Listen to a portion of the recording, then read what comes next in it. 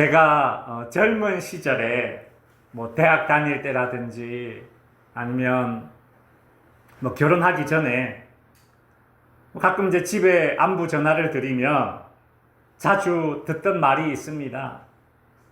아버지든 어머니든 꼭 제게 이런 걸 물었어요. 밥은 먹었나? 제가 사실 20대 젊은 시절에는 뭐 밥을 먹든 안 먹든 뭐 그렇게 뭐 밥이 제 인생에 뭐 그렇게 중요한 거라고 저걸 저래 묻나 싶었습니다. 뭐 공부할 때는 공부한다고, 놀 때는 논다고, 귀찮을 때는 귀찮다고, 뭐 그렇게 밥을 건너뛰고 뭐 그러죠. 그냥 이런저런 말하기 귀찮아서 대답하기 싫어서 예 먹었습니다. 그냥 그렇게 얘기를 해요. 근데 제가 이제 이 나이가 들어서 죄송합니다. 50이 딱 되었습니다. 이제 생일이 지나서 이제 50이 딱 되고 나니까 알아서 밥을 잘 챙겨 먹잖아요. 저는 이제. 근데도 여전히 아버지 어머니는 제가 지난번에 밤 9시 넘어서 볼일 보러 잠깐 집에 들어갔는데 그 밤 9시 넘은 시간에 밥을 먹었는가 왜 물어봅니까? 제 밥에 관심이 참 많은가 봐요. 뭘 먹나 싶은가 보죠? 제 밥에 관심 있는 사람이 한 명 더 있습니다. 저희 집사람도 어디 가면 밥 먹나 물어보고 그래요. 제가 지금껏 살면서 밥 먹었나, 밥은 이런 질문을 참 많이 받으면서 살았는데 그래서 참 때로는 뭐 그냥 건성으로 대답하기도 많이 했는데 제가 최근에 늘 밥은 먹었나 라는 질문만 듣는 입장이었다가 제가 최근에 제 스스로에게 좀 놀란 게 있습니다. 뭐냐 하면 이제 제가 제 입으로 밥은 먹었나 라는 질문을 많이 하는 그런 때가 되어버렸어요. 여러분 알다시피 뭐 제 큰아들이 이제 군대에 가 있지 않습니까? 그래 일주일에 한 번씩 연락이 옵니다. 그러면 꼭 하는 질문이 밥은 먹었나? 밥 잘 챙겨 먹고 있나? 물어요. 근데 여러분 사실 여기 남성분들 다 아시잖아요. 젊은 20대 남자가 군대에서만큼 밥 잘 챙겨 먹는 때가 어디 있습니까? 안 그렇습니까? 저도 알잖아요. 근데 알면서도 물어봐요. 밥은 먹었냐고. 문득 제가 이런 생각을 해봤습니다. 뭐 옛날 뭐 저희 부모님 시대에 뭐 보릿고개 시절에는 먹을 것이 귀하니까 진지 드셨습니까? 라는 말이 인사말이 될 정도였지만 요즘같이 먹을 게 이 넘쳐나는 이 세상에 그죠? 음식 쓰레기로 한 해에 막 수백억 수천억이 버려지는 이 세상에 여전히 누군가에게 밥은 먹었나 라고 묻는 이유가 뭘까 도대체. 이런 생각이 들었습니다. 야, 진짜 하고 싶은 말이 따로 있는데 밥은 먹었나 라는 말로 대신하는 거죠. 안 그렇습니까? 진짜 하고 싶은 말이 따로 있어요. 근데 좀 멋쩍어요. 그래서 굳이 하는 말이 뭔가 하면 밥은 먹었나 그렇게 묻는 것 같아요. 성경에 보면 식사 장면이 참 많이 나옵니다. 근데 그 성경에 나오는 식사 장면을 이렇게 보면 제가 방금 이야기한 그런 마음이 담겨져 있어요. 그 식사 장면에. 그러니까 다른 말이 하고 싶어요. 정말 하고 싶은 말이 여기 담겨 있어요. 근데 그 말 대신 밥은 먹었나 라면서 식사를 챙겨줘요. 그런 장면이 성경에 되게 많이 나와요. 이 한국 정서랑 이스라엘 정서랑 뭔가 좀 비슷한 것 같아요. 진짜 하고 싶은 말 대신에 밥은 먹었나? 라고 묻고 서로 밥을 챙겨주고 함께 식사하는 장면, 오늘 성경에 나오는 그 장면을 한번 살펴보도록 하겠습니다. 성경에 나오는 식사의 의미 첫 번째는 무엇인가 하면 용서입니다. 용서. 성경에 나오는 어떤 식사 장면에는 용서의 의미가 담겨져 있어요. 특별히 오늘 본문에 나오는 예수님과 제자들의 식사가 그렇습니다. 예수님이 로마 병정들에게 잡힐 때에, 예수님이 십자가에 못 박힐 때에 예수님을 따라다니던 제자들이 다 도망가 버렸어요. 전부 다 예수님을 배신한 겁니다. 그렇게 도망친 제자들이 이제 예수님이 십자가에서 못 박혀 죽었다라고 하자 자기 고향으로 돌아가가지고 물고기를 잡고 있었어요. 하던 일이 어부였어요. 그 디베랴 바닷가에서 고기를 잡고 있었죠. 근데 죽은 줄 알았던 예수님께서 부활하셔서 그 디베랴 바닷가에 제자들을 만나러 오신 겁니다. 제자들은 그날 밤에 이제 밤샘 조업을 했어요. 근데 밤샘 조업을 하니까 배가 고프겠죠. 새벽녘에 이제 고기를 잡고 무트로 배가 들어오는데 저기 무트에 보니까 예수님이 모닥불을 이렇게 피워놓고 식사를 이렇게 차려놨어요. 그래서 제자들이 이제 고기를 잡고 오기를 기다리고 계신 거예요. 제자들이 호숫가에 배를 대고 예수님을 만났습니다. 배신하고 예수님의 이름을 저주했던 그 제자들이 예수님을 다시 만난 거예요. 여러분, 얼마나 어색했겠습니까? 예수님을 배신하고 저주하고 도망쳤는데 그렇게 죽은 줄 알았던 예수님이 지금 자신들 눈앞에 떡 하고 서 있는 겁니다. 그 제자들 중 누구라도 입을 열지를 못해요. 뭐 입이 열 개라도 할 말이 없죠. 안 그렇습니까? 미안합니다. 예수님 죄송합니다. 이런 말을 한들 그게 뭐 의미가 있겠습니까? 그때 예수님이 먼저 입을 여셨어요. 뭐라고 얘기하셨느냐면, 얘들아, 이리 와서 조반을 먹으라. 사실 예수님과 제자들이 만난 그 디베랴 바닷가 그 자리는 많은 말들이 오고 가야 합니다. 제자들은 100마디 말로도 부족한 변명을 해야 되는 자리고, 예수님은 100마디 말로도 부족한 책망을 해야 되는 자리예요. 근데 그날 아침에 그러지 않았습니다. 그냥 예수님은 음식 차려놓고 그 차려진 음식을 함께 먹는 것으로 그렇게 서로의 마음을 주고받았던 것입니다. 그 김호경이라는 신학학 교수님이 이런 시를 썼어요. 그래서 제가 읽어드릴게요. 제목, 말 없는 식탁. 어떤 말도 변명이 되는 순간, 어떤 말로도 스스로를 입증할 수 없는 순간, 어떤 말로도 마음을 다 설명할 수 없는 순간, 그러한 때에 차려진 따뜻한 한 상은 위로이며 이해이며 말없는 환대이다. 디베랴 호숫가의 아침이 그러했을 것이다. 모든 것을 덮으며 모든 것을 원점으로 돌리는 식탁이다. 오고 가는 말은 없지만 수많은 말보다 더 많은 의미를 전달해 주는 것이 그날 제자들과 예수님이 나눈 식사였다는 거죠.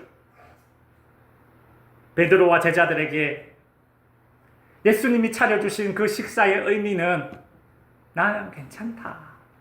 나는 괜찮다. 나는 괜찮다. 즉, 용서를 내포하고 있는 것입니다. 여러분, 저도 사실 예전에 한번 얘기했는데 이렇게 용서의 식탁을 한번 경험해 본 적이 있거든요. 제가 고1 때인가 하여튼 모르겠는데 학교를 땡땡이 치고 부산 해운대에 갔습니다. 그때는 왜 그렇게 속이 답답한지 모르겠어요. 그냥 막 인생이 답답해요. 그 어린 나이에 뭐가 답답한지 모르겠어요. 답답해요. 하여튼. 근데 그 즈음에 또 저희 할머님이 같이 사셨는데 할머님은 그냥 돌아가셨어요. 또 뭐가 답답해요. 인생이 뭔가 싶어요. 학교 가서 뭐 하나 싶고 그래서 학교를 땡땡이를 치고 혼자 그냥 부산을 갔어요. 학교를 땡땡이 쳤으니 학교에서 당연히 집으로 전화가 오죠. 부모님 다 알게 된 겁니다. 제가 집에 이제 돌아갔는데 얼마나 걱정이 됩니까? 야, 나 학교 땡땡이 치고 집에 가면 이제 완전히 진짜 사망 플래그, 사망 각이다. 진짜 아버지한테 맷찜질 당하겠다. 이제 그 생각하면서 집에 저녁에 딱 들어갔는데 저희 누님이, 난 이제 조용히 내 방에 싹 들어갔는데 저희 누님이 야, 밥 먹어! 이러는 거예요. 안 먹어! 이랬죠. 밥 먹으러 가면 그 식구들 눈치가 얼마나 보입니까? 다시 누님이 다시 오더니 아빠가 오래! 올 것이 왔다. 그래가지고 이제 밥 먹으러 갔는데 다들 밥 먹는데 조용해요. 엄마도 그렇고 아빠도 그렇고 학교 땡땡이 친 뭔가 한마디 할 것 같은데 아무 말도 안 하는 거예요. 앉아가지고 밥을 먹는데 불편해. 밥도 안 먹고 두드려 팰란가 보다. 근데 밥을 다 먹었는데 아무 말도 안 해요. 그래 아버지가 씻고 자라 이래요. 마치 아무 일도 없었다는 듯이 그냥 밥만 먹었어요. 지금 생각해보면 그 식사 자리가 용서의 그 식사 자리였던 거죠. 그냥 같이 밥 먹는 것으로, 한 상에 앉아서 밥 먹는 것으로 저희의 잘못을 그냥 덮어준 겁니다. 오늘 이 예수님과 제자들의 식탁처럼 말이죠. 그 성경에 나오는 이 식사에는 용서의 의미가 담겨져 있어요. 성경에 나오는 식사의 의미 두 번째는 무엇인가 하면 응원입니다. 응원. 여러분 엘리야 선지자를 잘 아시죠? 엘리야 선지자. 얼마나 대단한 선지자입니까? 그 막 악명 높은 아합 왕에게 왕이여 똑바로 하시오. 대쪽같이 할 말 다 할 줄 아는 선지자였습니다. 엘리야는 갈멜산에서 바알과 아세라 우상 섬기는 선지자 850명하고 맞짱을 뜬 사람이에요. 얼마나 깜이 대단합니까? 그랬던 그가 이세벨 왕비가 내가 너를 기필코 죽일 거야. 암살조를 보내서 죽일 거야. 막 이런 협박을 받으니까 이 엘리야 선지자가 그만 마음이 약해져 가지고요. 광야 사막으로 도망을 갑니다. 엘리야는 막 딱 죽고 싶은 심정일 거예요. 한 나라의 왕비가 너를 죽이겠다 이렇게 이야기하니까 얼마나 마음이 두렵고 걱정, 근심이 되겠습니까? 그 엘리야가 사막으로 광야로 도망을 가가지고 지쳐서 푹 쓰러져요. 그래가지고 그렇게 누워가지고 아이고 그래 일어나지 말자. 그냥 이렇게 누워있다가 죽자 싶었던가 봅니다. 우리도 그럴 때 있잖아요. 아유 내일 아침에 눈 안 떠졌으면 좋겠다 싶을 때가 있잖아요. 딱 엘리야가 지금 그런 심정이에요. 근데 그때 하나님이 천사를 보냅니다. 그래 하나님이 보낸 천사가 엘리야를 찾아와가지고 막 흔들어 깨워요. 그 눈을 이렇게 떠보니까 천사가 엘리야에게 물 좀 먹어라. 물을 마셔요. 물 좀 마시니까 떡 좀 먹어라. 또 떡을 줘요. 그렇게 막 식사를 권하는 겁니다. 귀찮아서 지금 솔직히 뭐 먹고 싶은 심정이겠어요? 뭐 먹은들 뭐하리 이런 심정 아니겠어요? 근데 워낙 권하니까 어쩔 수 없이 물 좀 먹고 떡 좀 씹어 먹고서는 다시 누워버려요. 아이고 죽어야지. 근데 하나님이 엘리야 선지자에게 또다시 이렇게 하십니다. 열왕기상 19장 7절에 보면 또다시 와서 어루만지며 이르되 일어나 먹으라. 네가 갈 길을 다 가지 못할까 하노라. 하나님은 엘리야에게 2번이나 식사를 권하시면서 아주 막 든든하게 먹어라. 2번이나 먹어라. 그렇게 든든하게 식사를 권하셨어요. 먹어라. 왜 이렇게 말씀하셨는가? 네가 갈 길을 다 못 갈까 염려된다.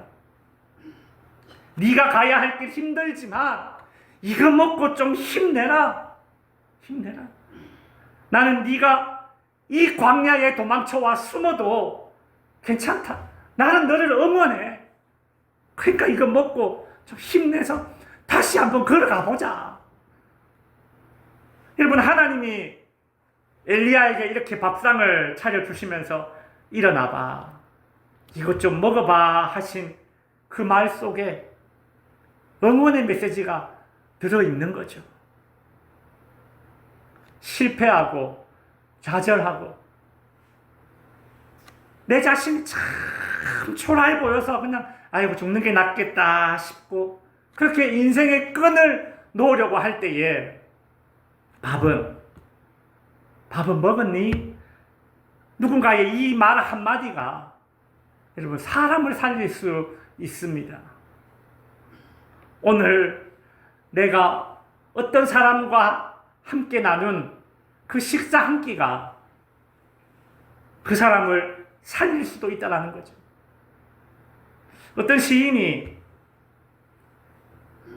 오늘 제 설교 제목과 똑같은 제목의 시를 썼어요. 제목 밥은 먹었냐? 예요. 저는 밥은 먹었니? 이렇게 했는데 밥은 먹었냐? 사람에게 이처럼 따뜻한 말이 또 있을까? 밥은 먹었냐라는 한마디에 얼음장 풀리는 소리, 팍팍한 영혼에 끓어넘치는 흰 밥물처럼 퍼지는 훈기. 이제야 알았네. 나는 누군가의 단 한 끼 따뜻한 밥 같은 사람이 되어야 한다는 것을, 이런 시를 썼습니다. 성경에 나오는 식사의 의미 3번째는요, 축복입니다. 축복. 예전에 먹을 것이 귀했을 때는 밥을 나누는 것, 먹을 것을 나누는 것은 상대방에게 일종의 복을 베푸는 행동이었어요. 이건 세계 어디나 다 마찬가지입니다. 저기 라오스에 가면, 라오스 여러분 참 못 사는 나라 아닙니까? 그죠? 라오스 힘든 나라잖아요. 그래서 성녀들이, 스님들이 이렇게 걸식걸행을 해요. 걸식걸행을 해서 이것이 일종의 이제 자기 수행의 수단이죠. 근데 사람들은 이렇게 바구니를 들고 스님들이 이렇게 쭉 오면 그 찹쌀로 밥을 만들어서 이렇게 밥을 이렇게 들어줍니다. 스님들에게. 근데 여러분 사진 보세요. 제가 이 사진 보면서 참 재밌는 걸 발견했어요. 뭐냐면 주는 사람이 무릎 꿇고 있고 얻어먹는 사람이 서서 받습니다. 그렇죠? 그 옆에 할아버지 보면 허리가 아픈지 복대를 이렇게 차고 있어요. 꾸부정하게 서가지고 아픈 몸을 이끌고 스님들에게 찹쌀밥 주겠다고 여기 나와 있는 모습을, 이렇게 사진을 제가 봤습니다. 왜 라오스에서는 이렇게 사람들이 이렇게 할까? 이렇게 밥을 나눠주면서 자신의 복과 덕을 키운다고 생각을 해요. 요즘은 이제 스님들이, 신세대 스님들이 많아가지고 찹쌀밥만 주는 것이 아니라 과자, 음료수 이런 것도 준답니다. 그러면 이제 젊은 스님들이 과자, 음료수 이런 거 바구니에 담아간대요. 창세기 19장에 보면 이와 비슷한 장면이 나와요. 아브라함이 이제 광야에, 그 유목민들 아닙니까? 광야에 이렇게 텐트 치고 천막 치고 살고 있는데 그냥 뜬금없이 손님이, 나그네가 이렇게 집에 찾아와요. 그래 그 손님을 지나가는 손님 나그네를 아브라함이 막 지극정성으로 식사를 접대합니다. 여러분 옛날에 뭐 휴게소가 있었겠습니까? 식당이 있습니까? 뭐 호텔이 있습니까? 그렇게 이제 그런 시설이 없으니까 광야길을 이렇게 지나가는 나그네들은 거기 근처에 이제 양 키우고 소 키우고 이런 유목민들이 식사를 이렇게 물을 접대해 주지 않으면 그 길을 지나가기가 아주 힘든 거죠. 배고프고 목마르고 낮에 덥고 밤에 춥고 체력이 금방 바닥 나는 겁니다. 사실 아브라함도 그런 경험이 있어요. 아브라함은 갈대아 우르 자기 고향에 떠나서 가나안 땅까지 약 거리가 2,500km를 이동해 왔거든요. 자기가 광야길을 걸어간다는 것이 얼마나 힘든지 알아요. 경험해 봤어요. 그러니까 지나가는 그 광야길 지나가는 나그네가 그냥 보이지 않는 거예요. 그래서 아이 들어오시라고, 우리 집에 오라고, 밥 먹고 가라고. 그렇게 막 식사를 대접합니다. 이건 아브라함이 복을 베푸는 행동이에요. 근데 여러분 이때 대반전이 일어나요.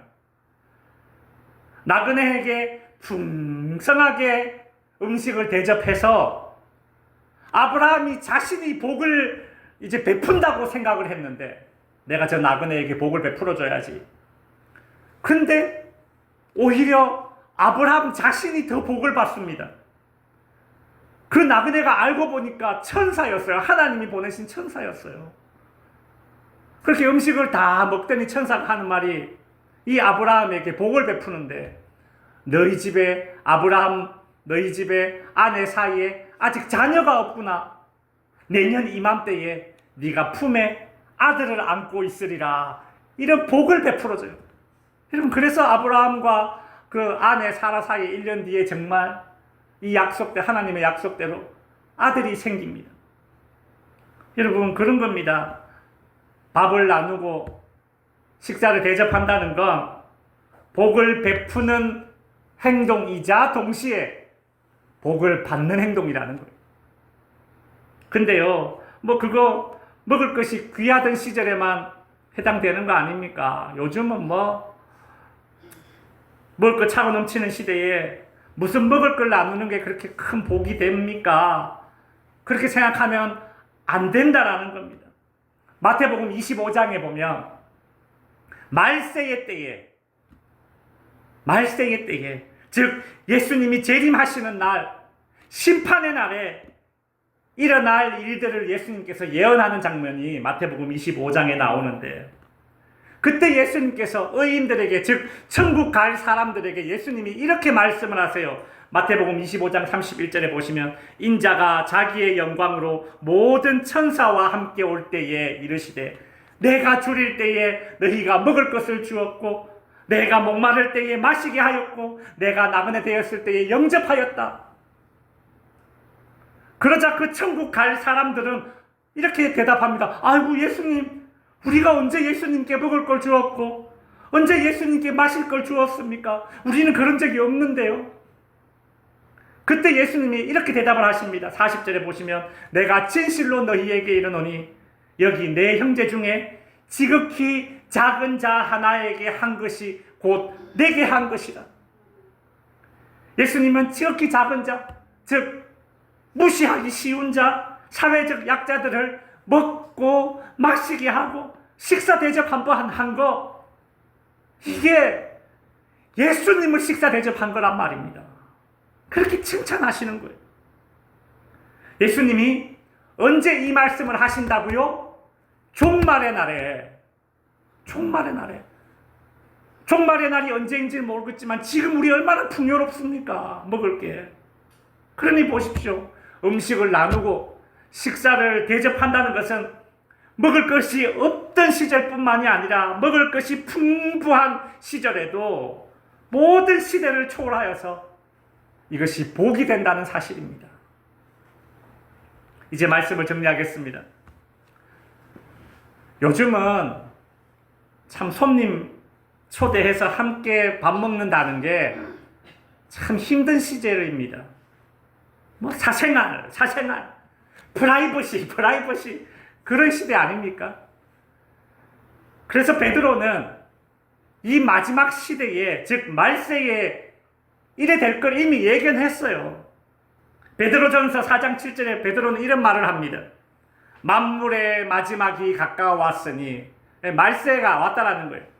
뭐라고 얘기하느냐? 말세를 언급하면서 이 말세의 때에 우리 하나님 믿는 우리가 어떻게 살아야 되는가? 첫째, 정신 차려서 기도하고 올바른 마음가짐 갖고 기도하라는 거예요. 둘째, 서로 뜨겁게 사랑해라. 뜨겁게 사랑해라. 여기서 막 뜨겁게 사랑하라는 말은 막 어떤 뭐 감정적인 그런 사랑을 이야기하는 게 아닙니다. 뜨겁게 사랑하라는 말은 일시적인 감정으로 하지 말고, 그렇죠? 식지 않는 감정으로 그렇게 이어지는 사랑을 하라는 그런 얘기예요. 그래 놓고서 9절에 이런 말씀을 하시는 거예요. 서로 대접하기를 원망 없이 해라. 여기서 서로 대접하라는 말은 귀찮아하는 마음 없이 식사를 나누라, 그 얘기입니다. 이제 내일은 추석이고 이후에 또 명절 연휴가 계속 되겠죠. 그렇게 또 오랜만에 만나는 분들과 식사를 나누게 될 겁니다. 덕지교회 성도 여러분, 이번 이 명절 연휴 기간에 여러분이 식사를 준비하는 과정과 식사를 나누는 모든 시간들이 오늘 성경에 나오는 매우 의미 있고 따뜻한 시간들이 되어야겠습니다.